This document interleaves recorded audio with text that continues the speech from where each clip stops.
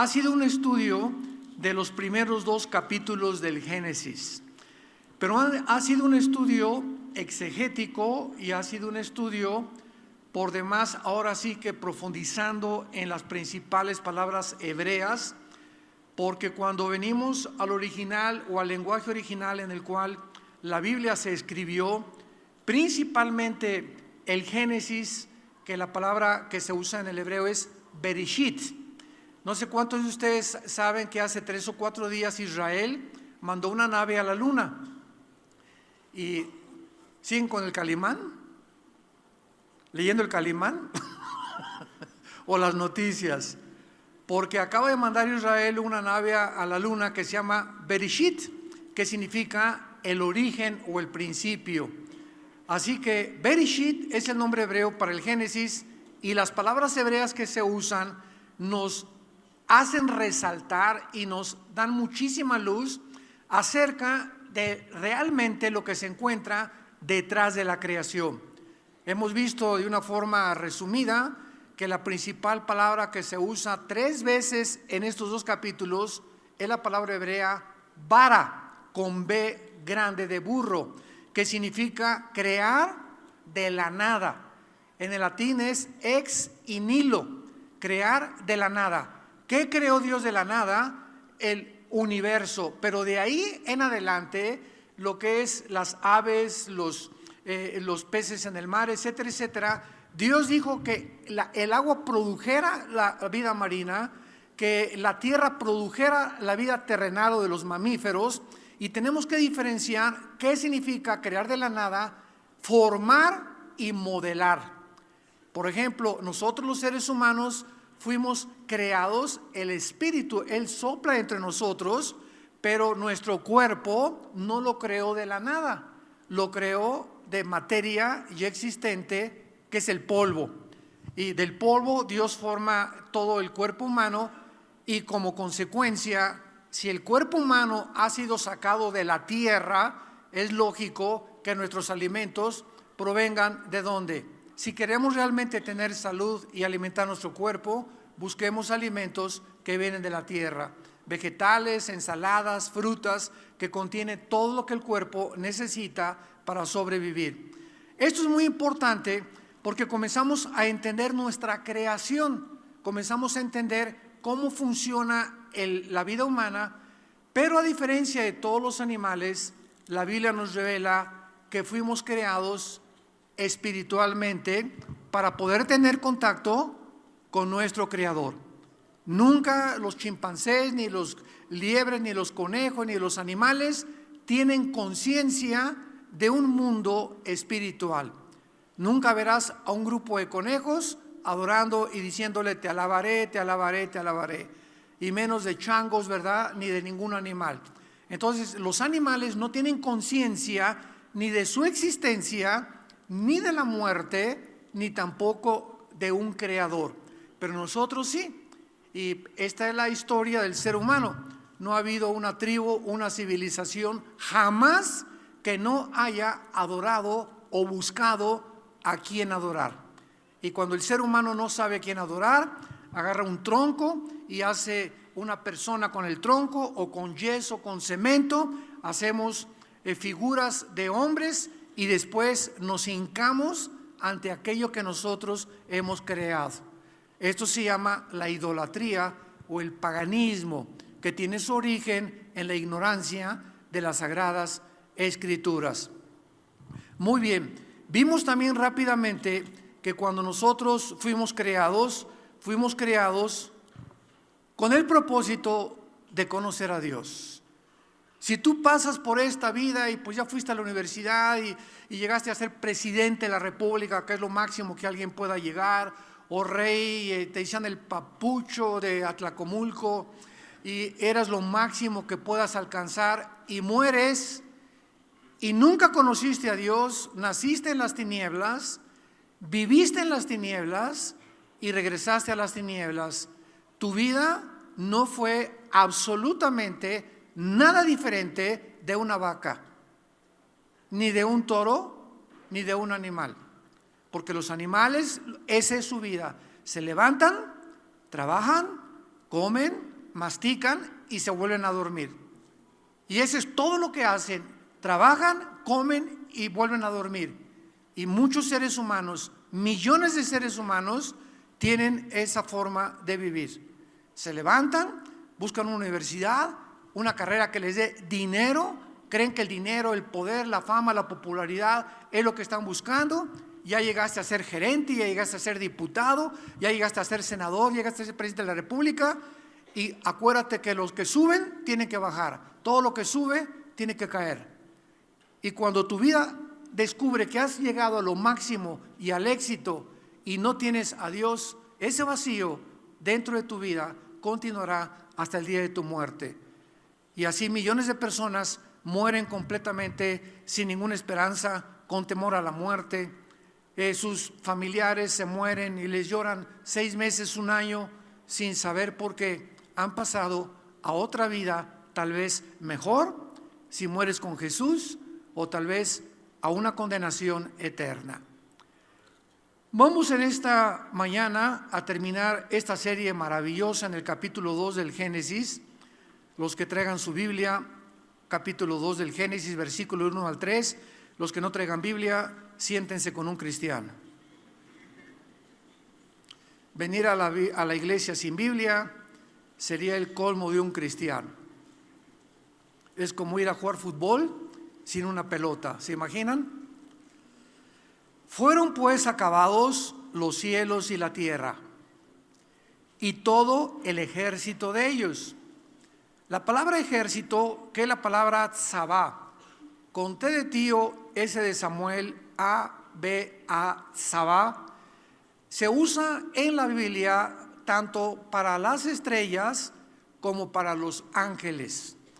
Entonces, cuando Dios habla de que Dios es el Dios Jehová de los ejércitos, han oído esa frase, ¿verdad? Jehová de los ejércitos, ahí está hablando de los ángeles, porque todos los ángeles es un ejército impresionante en el cielo, pero cuando lo usa aquí Dios y todo el ejército de ellos, se refiere a las estrellas. Entonces Dios acabó completamente todo lo que está en el universo, y dice el versículo 2, y acabó Dios en el día 7, o en el día Shevit, o en el día séptimo, como se tradujo.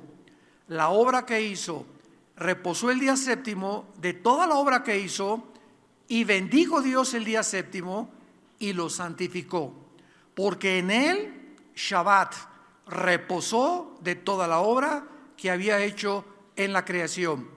Vean ustedes que al terminar Dios la creación, la palabra santificar o la palabra bendecir en el hebreo significa poner aparte. Si lo quieres escribir, poner aparte o separar. Cuando la Biblia dice que nosotros somos santos, todo el mundo cree que somos buenos.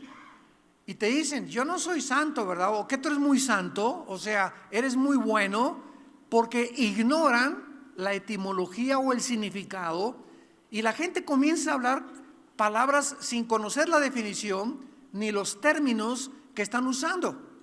Esto, por ejemplo, es muy importante si eres abogado. Un abogado necesita, al hacer una demanda o al contestar una demanda o hacer cualquier proyecto, tener muchísimo cuidado con los términos que usa, inclusive un punto y una coma fuera de su lugar arruinan cualquier contrato. Tan importante es la escritura y la forma de expresarnos que necesitamos aprender cómo expresarnos. Entonces, cuando nosotros venimos a la Biblia, encontramos que la Biblia nos llama santos a todos los cristianos. Sin embargo, la iglesia romana hace un proceso que se llama de canonización para que cuando una persona se muera, el Vaticano determina que si esa persona hace milagros después de morir y comprueba que hizo milagros, y quién sabe si fueron milagros, entonces la iglesia se adjudica el beneficio o ahora sí que el privilegio de dictaminar quién es ante los ojos de la iglesia santo delante de Dios. Y cuando venimos a la Biblia es todo lo contrario. Todos los evangelios están escritos a los santos de Éfeso, a los santos de Corinto, a los santos de Colosia, mientras estaban vivos. Dice primera de Pedro capítulo 1, sean santos porque yo soy santo. ¿Qué significa la palabra santo? Es la palabra hebrea kadosh. Yo no veo que muchos escriban, pero yo creo que de memoria se lo saben ya. Kadosh con Q de queso. Y en el griego, agios con H.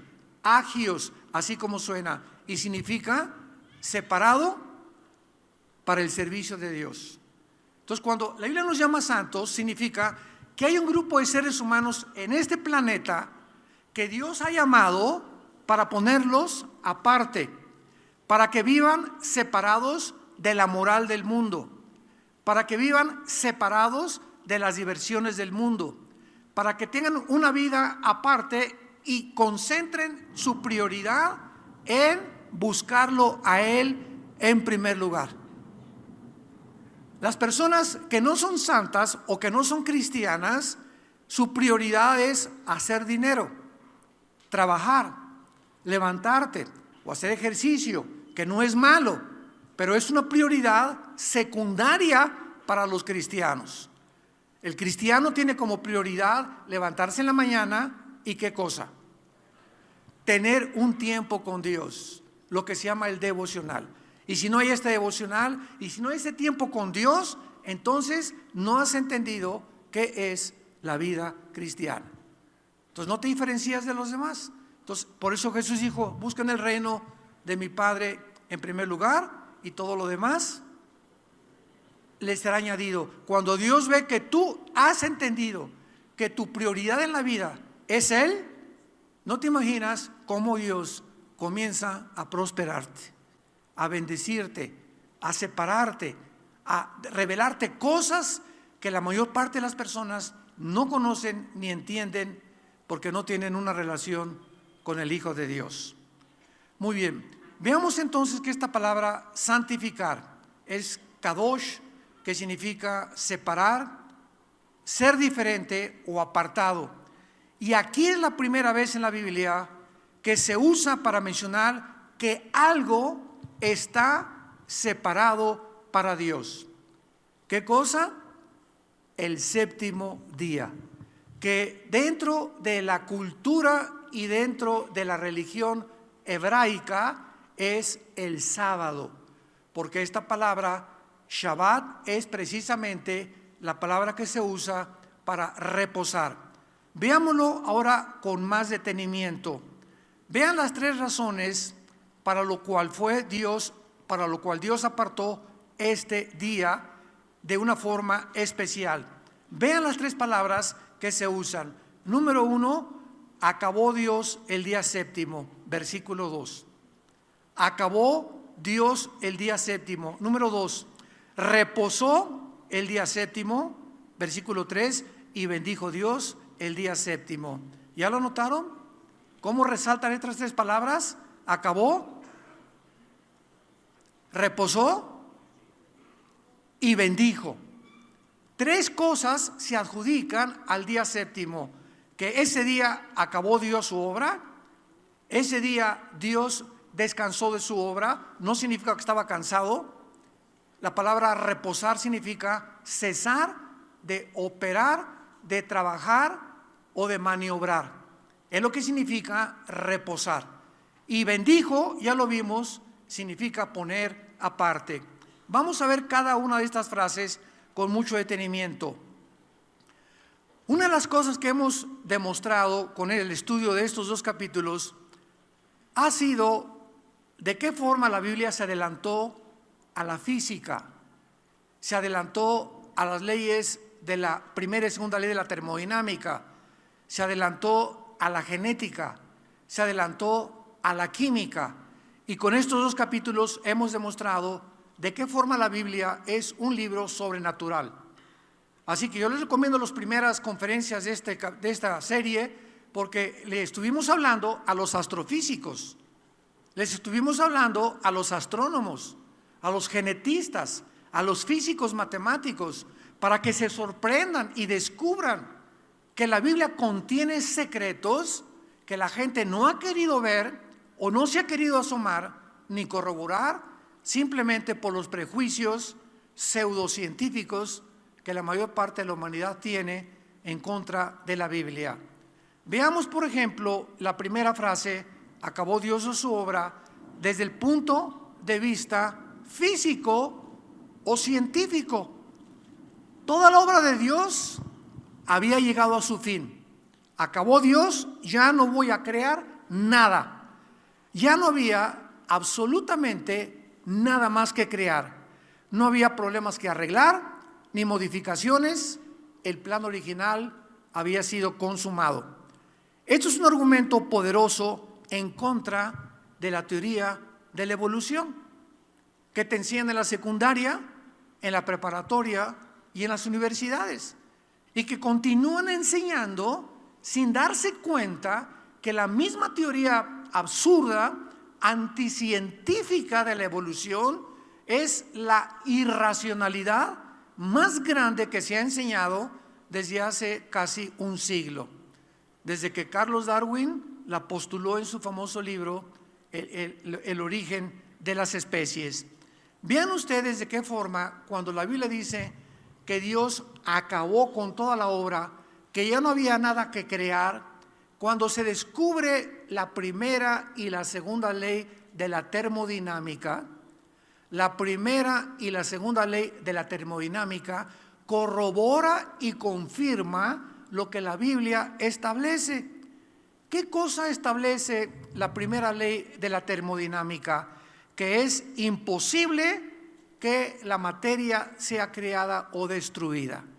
Nada se crea ni se destruye.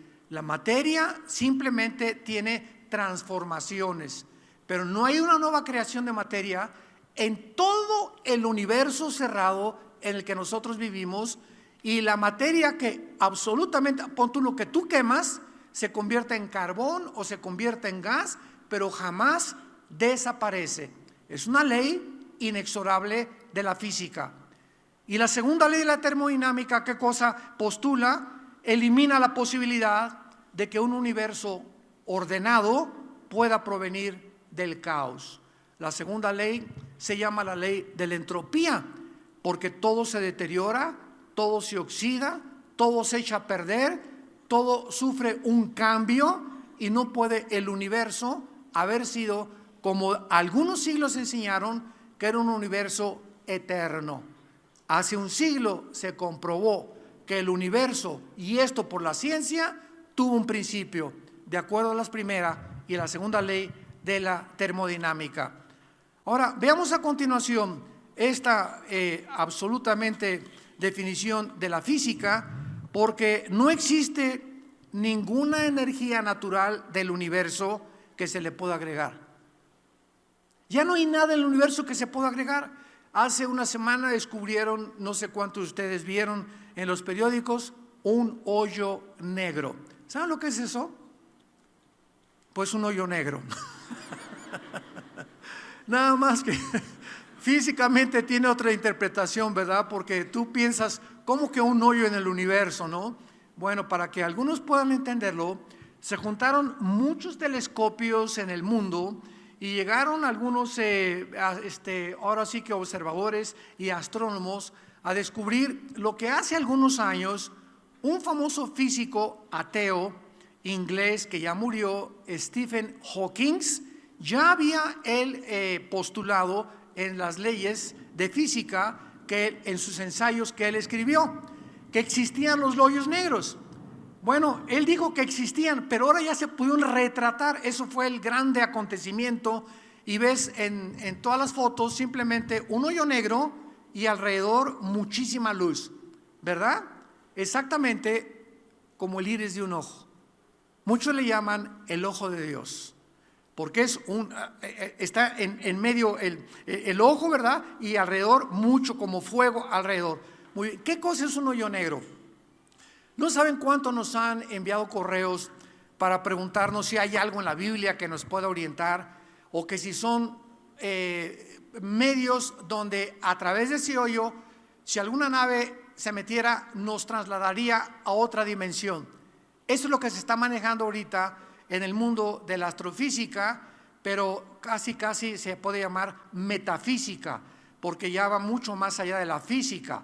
Entonces dicen, no, pues a lo mejor es un medio de entrar a otra dimensión, o en el universo hay lugares donde podemos entrar y vamos a pasar a otra dimensión. Bueno, la respuesta que hemos dado bíblicamente es la siguiente, y esto es muy importante para todos ustedes como estudiantes, porque esto no se puede descubrir a través de la física más que a través de la Biblia. El universo en el cual tú y yo existimos está controlado por 4 dimensiones nada más. Nos podríamos ir en una nave hasta el final de donde comienza el universo, y desde donde comienza el universo, porque tuvo un principio y tendrá un fin, todo el universo, galaxias, estrellas, etcétera, etcétera, está regido por leyes cósmicas inexorables, como las leyes de la gravitación, las leyes termonucleares, las leyes del electromagnetismo y las leyes de la primera y segunda de la termodinámica. Todo el universo se rige por eso. Gracias a estas leyes, que son constantes en el universo, existe la ciencia. ¿Qué es la ciencia? Bueno, un científico es una persona que observa los fenómenos. Él no puede escribir nada, ni corroborar nada, ni nada puede ser científico si no ha sido observado, si no ha sido probado y si no ha sido demostrado en un laboratorio. Como la teoría de la evolución, por ejemplo, porque es teoría, o sea, no es científica, porque simplemente no se ha podido observar ni demostrar que una especie se cambia a otra especie, que un perro se convierte a un gato, o un hipopótamo a una jirafa, o un león a un camello. No hay ninguna mutación y no existe ningún fósil de ninguna mutación de una especie a otra especie. Entonces, mientras no se demuestre este cambio del famoso eslabón perdido, la evolución continúa siendo una hipótesis, una teoría, meras especulaciones filosóficas de pseudocientíficos que se aferran a algo porque no explican cómo comenzó el universo.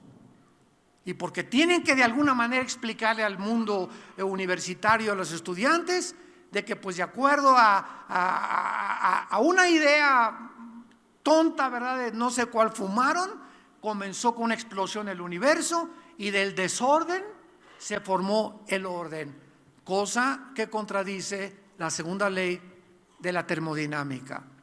Vean ustedes cómo cuando venimos a la Biblia aprendemos a pensar. Aprendemos a pensar. Ya no nos tragamos, ya no creemos tan fácilmente lo que oímos. Ya cuando un maestro te dice, yo no creo en Dios, tú le contestas inmediatamente, lo que usted acaba de decir, maestro, es insostenible filosóficamente. Está usted hablando tonterías. ¿De cuál fumó, maestro? Bueno, no le digas tan feo, ¿verdad? Pero en las aulas universitarias insultan a los cristianos. A ver, esos cristianitos hablan tantas tonterías en las películas y en las telenovelas y Discovery Channel, National Geographic, etcétera, etcétera, que son revistas documentales pseudocientíficos que lo afirman, que casi es como si fuera ciencia, y la mayor parte de la gente cree lo que oye, lo afirma. No, venimos de los animales. Cuando comienzas a especular y a ver de dónde tiene su origen y que no hay una demostración, dices, ¿por qué he creído lo que me enseñaron? Al darme cuenta, al comenzar a pensar, que no usé mi pensamiento, sino simplemente fue un acto de fe. De fe, así es, que es una fe ciega, una fe no corroborada ni tampoco comprobada. Entonces, esto es maravilloso porque venimos a la Biblia y el Espíritu Santo nos enseña a pensar y nos enseña a contradecir y a rebatir toda filosofía que se levanta contra el conocimiento de Dios. La Biblia hace pedazos cualquier sistema de filosofía, ideologías, pensamientos que no han sido corroborados mediante la palabra de Dios. Es la mente de Dios revelada al ser humano humilde que reconoce que no somos dioses y que necesitamos ser guiados por una fuerza sobrenatural, no tanto mis maestros de la universidad, sino como el maestro del cosmos, que se llama el Espíritu Santo.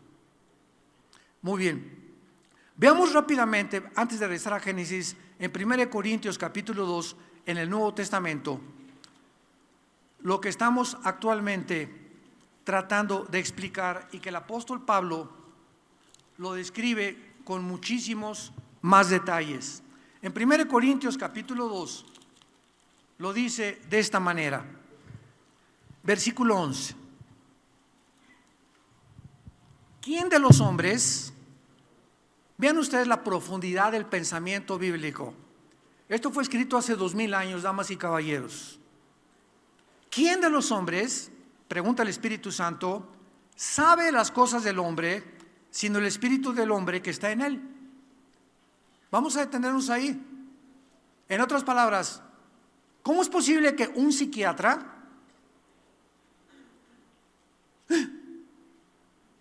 o un psicólogo puedan atreverse a creer que pueden penetrar en la mente humana sin saber ni siquiera cómo fuimos creados? Virgen del Socorro. El padre de la psicología moderna se llamó Sigmund Freud. Y este hombre, este médico vienés, a pesar de que su mamá le enseñó la Biblia y la rechazó él, creía que podía tener descubrimientos superiores a Dios, comenzó a introducirse en el mundo de la psique. La palabra psique, de ahí viene la palabra psicología, es mente. La psique es la mente. Entonces Freud creyó que en la mente había un subconsciente, un inconsciente y un consciente. Entonces este hombre, muy inteligente, era judío, por cierto, comenzó a hipnotizar a sus pacientes para trasladarlos a la mente inconsciente, casi la mayoría eran enfermos de neurastenia, y tratar de volverlos al consciente para tratar de cambiar su conducta. Y por ejemplo, si una persona sufre de esquizofrenia, esquizofrenos en el griego, mente dividida. ¿Quién es una persona esquizofrénica? Es una persona que aquí en la iglesia tiene cara de Santo Tomás. Allí en la calle tiene cara de Bin Laden. Y en su casa tiene cara del anticristo. En otras palabras, se define como desórdenes múltiples de la personalidad. Es una persona que tiene 2 o 3 personalidades, que no es íntegro, es un hipócrita, es un falso, es una falsa, aparenta una cosa que no es realmente, esconde dentro de su personalidad, oculto, intenciones y motivos escondidos. Entonces se le cataloga en el mundo psicológico como esquizofrenia. Muy bien. Entonces Freud dice esto, es que viene la esposa, doctor Freud, dice que mi esposo pues en la casa no se imagina, es diferente a la iglesia. En la iglesia tiene cara de santo y en la iglesia, en la casa no sabe cómo nos trata, cómo trata a los hijos, cómo me trata a mí. Y en su trabajo con sus amigos es otra máscara, un hombre con 3 máscaras. Entonces Freud dice, bueno, vamos a hipnotizarlo y vamos a tratar de, en un estado hipnótico, sacar su inconsciente para poder tratarlo, curarlo en ese momento, y al llegar al consciente curarlo. Y Freud descubrió que no podía curar a nadie de esa forma. Y hasta la fecha, decimos en mi tierra, como de Teofilito, no han podido ni la psiquiatría ni la psicología, escúcheme con mucho cuidado, curar a nadie. Entonces, un psicólogo, un psiquiatra, ¿verdad? Y es muy respetable esta pseudociencia, la psicología y la psiquiatría. Te dicen, bueno, mira, de acuerdo a el psicoanálisis, que es una de las formas en la que se puede determinar ¿por qué esta muchacha está así? ¿O por qué este hombre es así? Te dice el médico, es que te pegaron cuando eras niño, a lo mejor eres homosexual porque te violaron y sufriste traumas sexuales. Entonces, una vez que ellos te dicen el origen de por qué eres así, ahora viene la medicina, no la tienen. ¿Y ahora qué hago para cambiar esa personalidad? O esos problemas traumáticos de mi niñez, de mi infancia. ¿Saben ustedes cuál es la terapia que usan? Chochos, pastillas tranquilizantes, Ecuanil, Valium, Prozac. Y entonces comienzan a medicar químicamente para que químicamente opere eso en el cerebro y te vuelven un drogadicto. Virgen de las Azucenas. Entonces sales de Guatemala a Guatepeor, como decimos vulgarmente, ¿verdad? Entonces no hay una solución, porque nadie puede cambiar el problema del ser humano más que la sangre de Cristo. Nadie puede realmente saber cuáles son los elementos por los cuales fuimos creados más que el Creador. ¿Y por qué se equivocó Freud? Porque el ser humano no solamente es psique, el ser humano es un ser espiritual. Y ningún libro en los billones de volúmenes que existen en las librerías te va a decir que el origen del hombre es espiritual.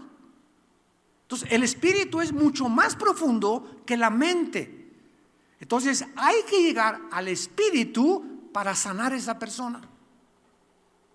Y es cuando la persona llega a la cruz y le dice: Señor, necesito tu perdón y que la sangre de Cristo me limpie. Cuando obra un poder sobrenatural en tu vida, entra a tu vida, que es el Espíritu Santo, y comienza a limpiar el Espíritu Santo tu mente, los programas que te metió tus maestros, los traumas que tuviste en tu infancia, etcétera, etcétera. Es un proceso de sanación que tarda años, ¿verdad? Que se llama la santificación en la teología, y a través de ese proceso tu vida comienza a ser transformada paulatina y gradualmente hasta que somos completamente una nueva creación de Dios. Y lo que éramos ya no lo somos. Lo que yo pensaba antes ya no lo pienso ahora. Mi conducta anterior ya no es la misma. Y si no hay este cambio en un cristiano, es mentira que seas cristiano. Si tú hace 10 o 15 años te convertiste y sigues siendo la misma persona, eres un religioso nada más. Cambiaste de religión, es todo. Pero Cristo vino a revolucionarnos, a cambiarnos, a transformarnos en nuevas personas. Si desde que te convertiste no amas más a tu esposa, a tu esposo, a tus hijos, si desde que te convertiste no tienes más hambre por la palabra de Dios y la Biblia, si desde que te convertiste a nadie le has hablado de Cristo, ni a tus amigos ni a tus familiares, tu cristianismo es completamente falso. No eres cristiano. Vas a la iglesia y crees, pero de aquí para afuera y de la boca para afuera. Interiormente no has sido transformado por el poder de Dios. Y esta es la pregunta que hace 2000 años hizo Pablo. 1 Corintios 2:11. ¿Quién de los hombres sabe las cosas del hombre, sino el espíritu del hombre que está en él? El espíritu es lo único que puede entre nosotros revelarnos nuestra condición. La persona es esquizofrénica, la persona es sociópata, la persona es psicópata, la persona es psicótica, y todos los adjetivos que la psicología le ha aplicado a las personas con problemas mentales, porque todo lo relacionan a la mente, y detrás de todas estas palabras y de todas definiciones se encuentra un espíritu enfermo. Y es el espíritu por el cual vino Jesús a curarnos y a sanarnos. Por sus heridas hemos sido, Isaías 53, sanados. O sea, sanados de qué? Del alma. Jesús viene a sanarnos interiormente. Y cuando el espíritu comienza a ser sanado, tu mente comienza a cambiar. Comienzas a pensar diferente.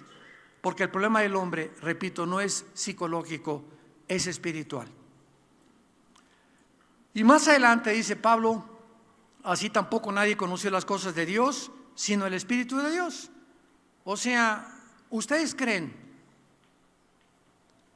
hablando racional y lógicamente, que el ser humano pueda, mediante la investigación científica o cultural, conocer a Dios.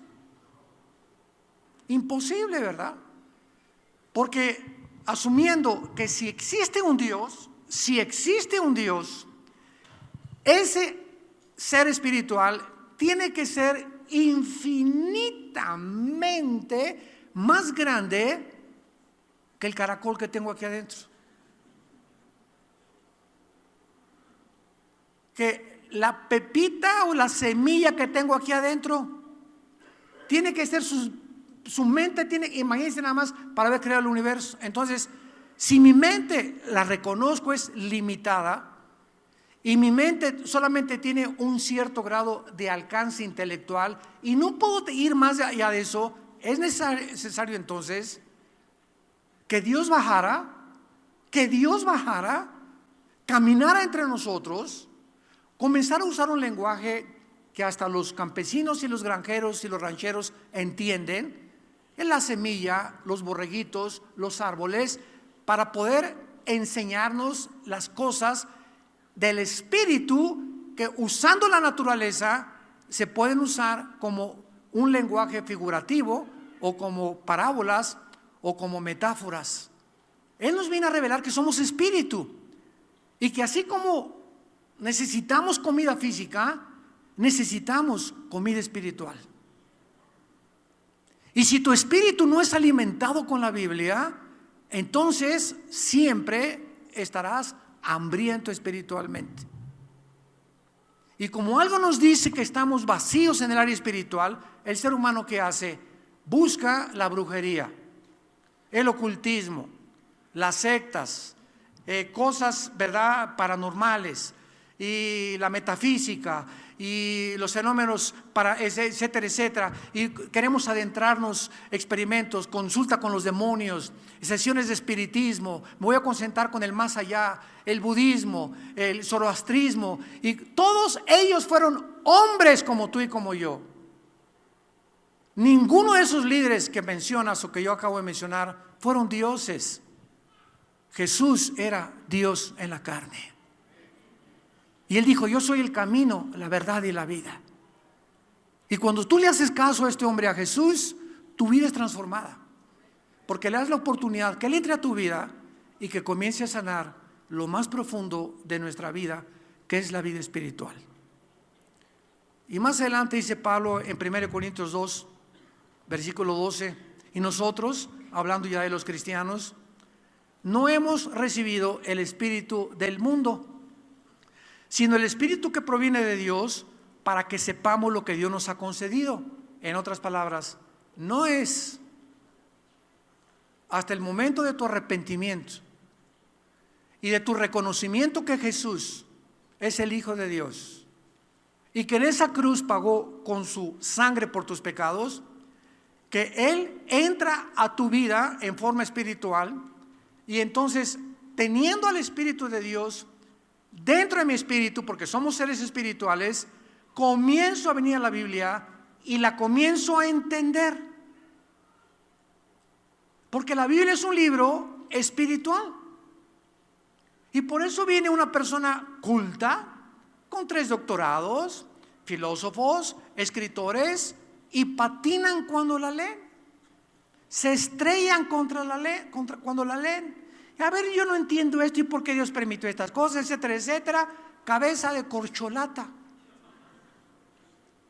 ¿Cómo puedes entender los pensamientos de Dios si no es Dios tu maestro el que te los explica? Es como venir un niño, he usado este ejemplo con Alberto Einstein. Imagínense un niño con Alberto Einstein. ¿Qué quieres, niño? Le jala el pantalón a Einstein, un niño de 6, 7 años. Explícame tu fórmula de la teoría de la relatividad, E igual a mc al cuadrado.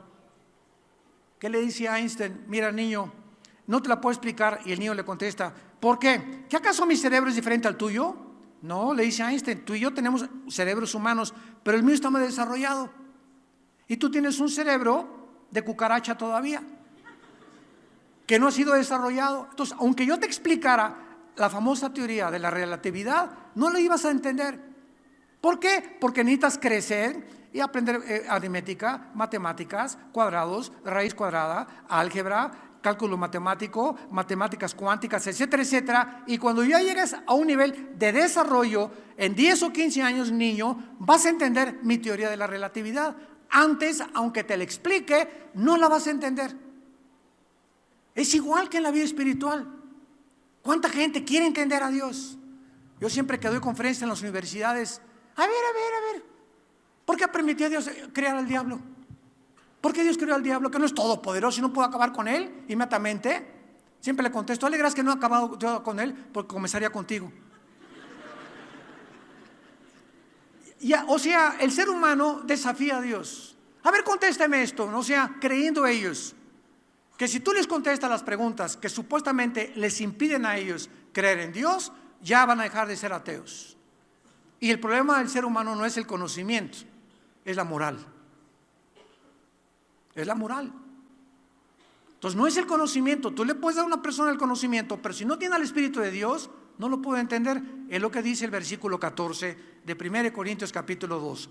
El hombre natural, o sea, el hombre natural en la Biblia es el que todavía no tiene a Cristo ni al Espíritu Santo. El hombre natural no percibe las cosas que son del Espíritu de Dios. ¿Por qué? Porque para él son locura. Ahí está. Es locura para la gente. ¿Por qué Dios hizo esto? ¿Por qué Dios aquello? ¿Por qué permite los tsunamis? ¿Por qué permite que los niños se mueran de cáncer? ¿Por qué permite los terremotos? Si Dios fuera amor, eso no es amor, eso es falta de misericordia.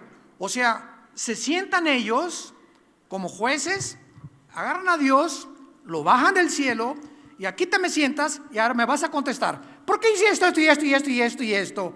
Imagínense nada más la posición tan soberbia de cucarachas, de renacuajos, de gusanos que comparados con Dios somos, tratando de interrogar y pidiéndole a Dios que Él nos conteste y cuestionándolo a nosotros, porque al cuestionar tú a alguien, eres superior a la persona que cuestionas, asumiendo que somos dioses, o que si nosotros hubiéramos sido dioses, hubiera sido mejor el papel que hubiéramos hecho que el Dios creador de la Biblia. Esto se llama en la Biblia la soberbia, y fue por eso que cayó Lucifer. La soberbia de creernos que tenemos las respuestas y que podemos saber más que Él, cuando ni siquiera hemos entendido que nuestro papel es preguntarle. Y esto se llama en la Biblia la virtud más grande que un hombre pueda tener: la humildad. La humildad. Y la antítesis de la humildad es la soberbia. El hombre natural es locura para él porque no las puede entender, porque se han de discernir espiritualmente. Entonces, al venir a la Biblia, no es un libro intelectual. Yo puedo ser inteligentísimo, 5 doctorados, politólogo, hablo 4 idiomas, o lo que tú quieras, y vengo a la Biblia y me estrello contra una revelación que no es a mi mente intelectual, es a mi espíritu. Y si en mi espíritu no tengo el espíritu del autor de la Biblia, que es Dios, no la voy a entender.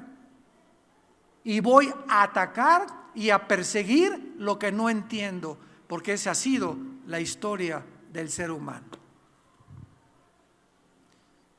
Regresamos rápidamente al libro del Génesis y vemos nosotros, en penúltimo lugar, que la Biblia habla del reposo de Dios. En segundo lugar, no solamente Dios acabó, lo que comprueba la segunda ley de la termodinámica, ya no hay nada que se pueda crear ni tampoco transformarse, está terminado el universo, solo hay transformaciones, es lo que se llama la microevolución, no la macroevolución, que es la que enseñó Darwin. Y en segundo lugar dice la Biblia que Dios reposó, y esto no significa que estaba cansado. Ya, acabé, tráigame una hamaca por favor para poder, y una limonada. La palabra reposar es Shabbat. De ahí viene la palabra para sábado, que se usa en el judaísmo para ese día, el séptimo, todavía los judíos, el sábado, ni siquiera se suben a un elevador. Porque si se suben a un elevador, mi esposa y yo nos ha pasado, un día estábamos en Israel, en Jerusalén, y era un Shabbat, y estábamos en un hotel, y estaban unos rabinos, y vieron a mi esposa que le apretó el elevador, y no se querían subir, porque el apretar a ese elevador es trabajar. Entonces, ni siquiera se atreven a meterse en un elevador porque ya implica trabajo, y el Shabbat es para ellos completo trabajo, descanso físico. Así lo asumen ellos todavía.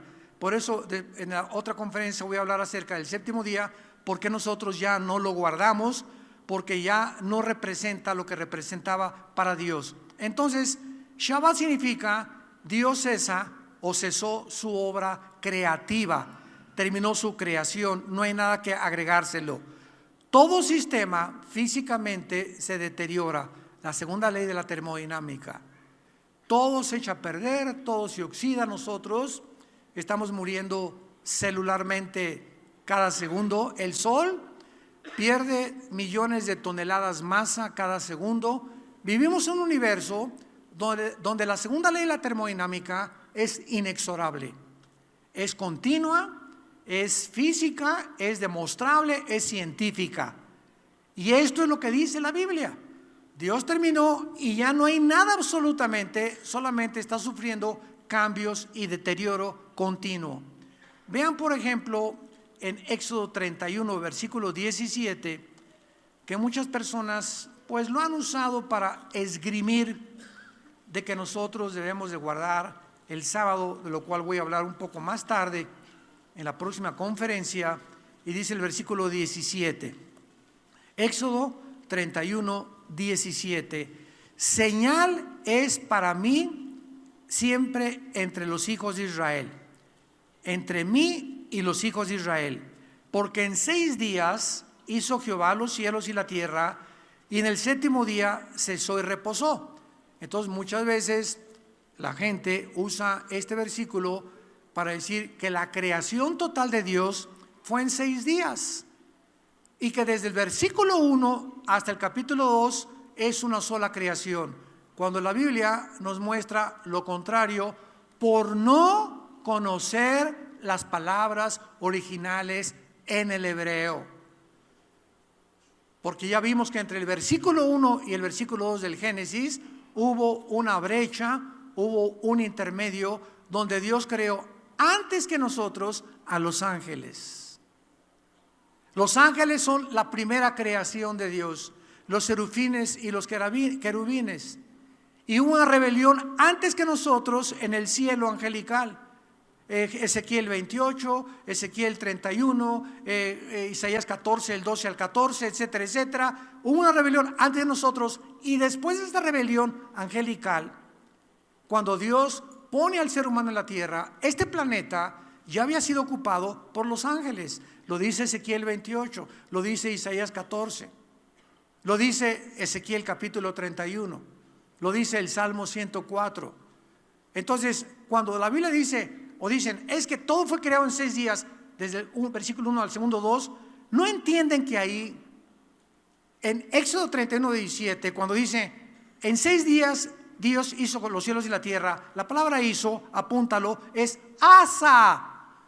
A de Armando, S de Samuel, A de Armando. Asa no significa crear de la nada, significa componer, significa arreglar, moldear. Cuando Dios usa bara, es crear de la nada. Y cuando Dios comienza la creación del ser humano, es una la palabra el prefijo es volver a resucitar, volver a vivir. Revivir, volver a vivir. Y todo donde encuentra la palabra, el prefijo es volver. Cuando te pone una palabra es volver a. Entonces Dios vuelve a recrear lo que antes ya había terminado, que fue la rebelión angelical. Entonces aquí está diciendo que en 6 días Dios remodeló, formó, arregló. No dice creó, no se usa la palabra vara. Entonces, cantidad de gente ataca cuando comenzamos a describir las verdaderas interpretaciones bíblicas de las raíces etimológicas por la ignorancia que en sus corazones hay. Y cuando nosotros ya terminamos en la próxima conferencia que Dios hizo en 7 días toda la tierra y el séptimo descansó, nos damos cuenta que en el día que Cristo resucitó, ¿en qué día resucitó? ¿En qué día resucitó? En el primer día de la semana, que es el domingo.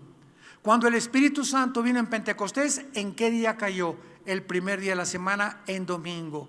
Y cuando en Hechos 27 y en 1 Corintios 16, del 1 al 2, Pablo habla que ahora la iglesia primitiva ya no se reunía el día séptimo, sino el domingo.